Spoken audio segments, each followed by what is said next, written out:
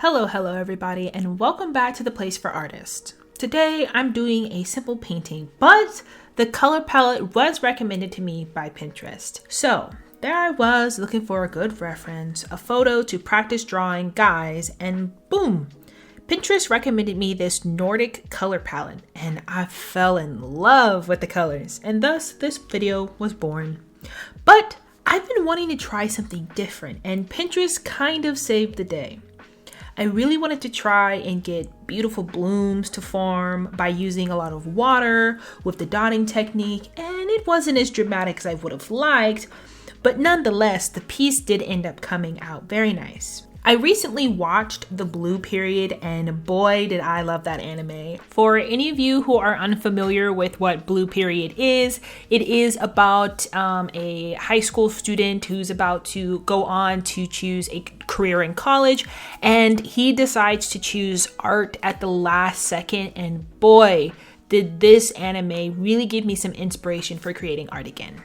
But anyways, I want to try and challenge my art so I can improve enough to start selling my artworks, and I'm kind of just stumped when it comes to making an assignment for myself. Currently, I am working on my color theory, and I'm trying to do another full piece of art that includes a fully rendered background, and I'm really trying to figure out if I'll be able to include a character, but I never really make art that is just strictly a background or some sort of landscape. So I've been trying to think of some sort of art assignment to give myself, and I have one in my head that I labeled Alone. And I kind of want to create a piece of art where someone is in a dark alley or a dark street sitting alone with a busy street life going on in the background. But I kind of also have a fear that I'll never be good enough to create a piece of artwork that lives up to the idea that I have inside of my head. I almost feel like I'm an imposter who really sucks at art, but I know deep down that I'm not.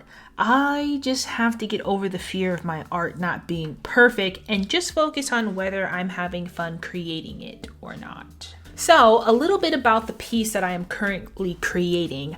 I decided to go with the color palette that Pinterest chose, and it was this really pretty green and yellow and some like light bluish purple colors, and oh my god, sadly I could not find the palette that they had recommended me. I searched and searched on Pinterest, I could not find it, and I didn't save it like an idiot. But just know the colors you see in this piece are actually pretty accurate to what that palette had recommended me, down to the hair, the skin color, the jacket color, and the background. The only thing they didn't recommend was the silver I put on it. I tried to make a piece that embodied just how these colors made me feel, and I really wanted to kind of make that yellow pop, but I also was kind of torn on how I would be able to do that with all of the green in the background, because it's like, how can I make yellow pop out when I already have yellow and green in the background, if that makes any sense. So I decided that I was going to make the hat a pop of color and make his sweatshirt those really pretty light lilac and like almost like a grayish light blue, the sweater that he has on. And it even had like a dark brown color with it, which I decided to use for his hair because I felt like it would kind of fall just in place with having that warmer, not really warm, it was kind of like a dark cool tone brown, and then the warmth, I tried to make his skin a little bit different, shade of color from the background. You can also see that I decided to not line my artwork. I'm really trying to do something new here, so I decided to do what you're seeing here. I made a sketch and I painted directly over the sketch. I know, who am I?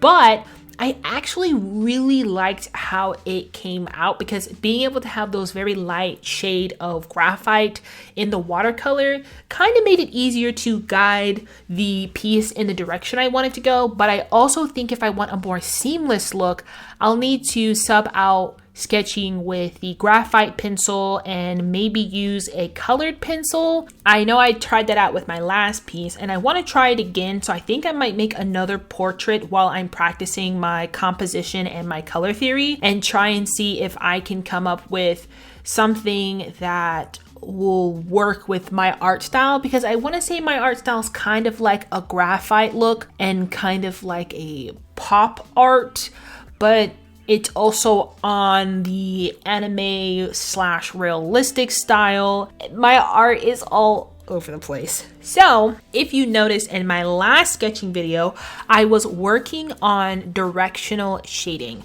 Now I want to try and include that on the next piece with the watercolors.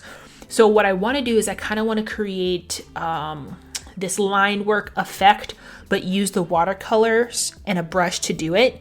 I think that would really make a piece interesting, but we'll have to see. So I wanted to talk about the change in scenery and the change in tape that I'm using to hold my piece down. Now I did paint this over the course of a couple of days, and the paper that I was using buckled so bad that the tape couldn't keep it down. So I had to use stronger tape. And you can still see just how bad it was buckling even with this really strong blue painter's tape. And let me tell you, the paper I was using is the 400 series best Strathmore watercolor paper. I got it in this really cute like 5.5 inch by 8.5 inch size, and it is literally the worst watercolor paper I've ever painted on. It doesn't really reactivate the pigments that well, and I can say using the Winsor and Newton paints, the Cotman set, they reactivate on all my other papers just fine. So honestly, I really didn't like this paper. I do not recommend it. If you are a beginner, please, please, please go with any other brand that's not this one, because it will make your job 10 times harder. Also, the paper kind of peeled in a weird way when I was putting on layers, and it got like peppery. So I don't recommend. But anyways, I hope you guys enjoyed my little rant about this really bad paper, and let me know in the comments what you think about the silver leaf I added to his yellow hat. For anyone wondering, I just Googled love in Japanese and I just wrote down what it had, so who knows if that's accurate. But anyways, thank you for watching. Subscribe if you haven't already, and I'll see you guys in the next video. Bye!